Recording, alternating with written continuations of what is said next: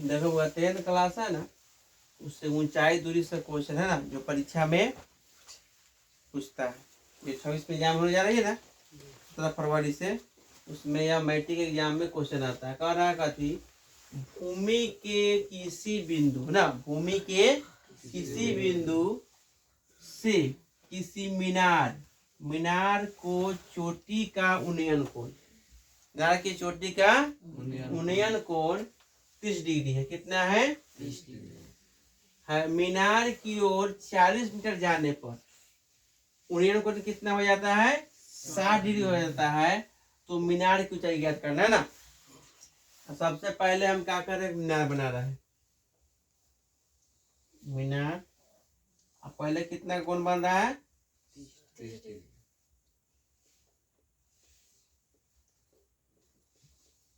30 degree का। A B और सी फिर बन गया। अब फिर मीनार की ओर आने पर है ना, कितना का बन जा रहा है? 40 मीटर इधर आ रहा है। कितना आ रहा है? कह रहा है, यह कह रहा है कि मीनार की ओर आने पर, आने में कितना बन जा रहा है? 60 डिग्री। तो यह कितना है, इसकी ऊंचाई मान लेते हैं। कितना हो जाता है? 1 मीटर। कितने मान लेते हैं मीनार की ऊंचाई कितना होता है? 1 मीटर। अब मान लेते हैं,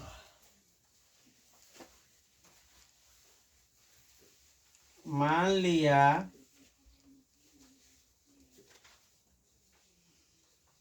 कि मीनार की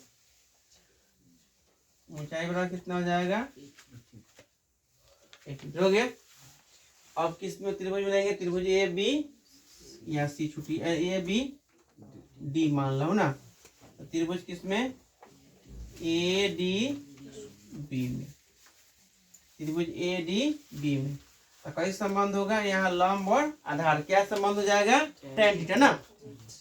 थोड़ा सा ध्यान दीजिएगा, आ जाएगा ना। क्या हुआ संबंध इसमें? tan theta. tan थीटा क्या हो जाएगा? इसको लिखेंगे ए बी बटा क्या लिखेंगे? B D. तो tan कितना है? 60 डिग्री।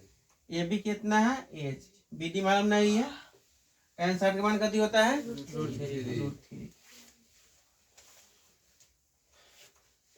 एच बटा बी डी हो जाएगा। कैसे बोलते √3। बी डी में कितना हो जाएगा? एच ना। और बी डी में कितना हो जाएगा? एच बटा √3 आ गया। और अब फिर क्या करेंगे? फिर त्रिभुज किस में लेंगे? ए बी सी में। ए सी बी में। ए सी बी में फिर क्या होगा? लंब और आधार का संबंध क्या हो जाएगा? tan theta.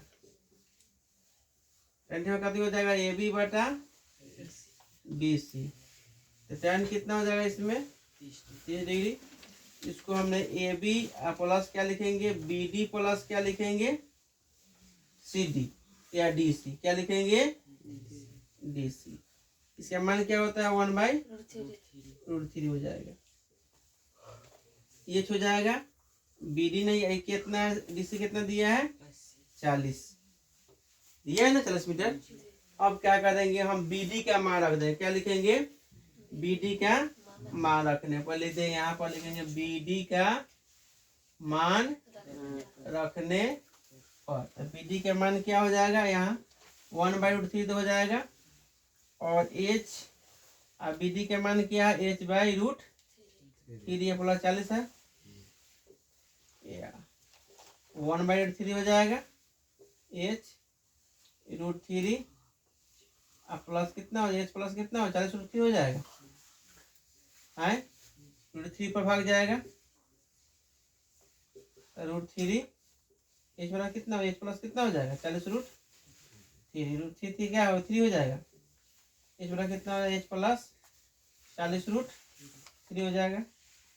अब ये क्या करेंगे? √3h ना, h निकाल लेंगे ना। क्या हो जाएगा? 2h हो जाएगा।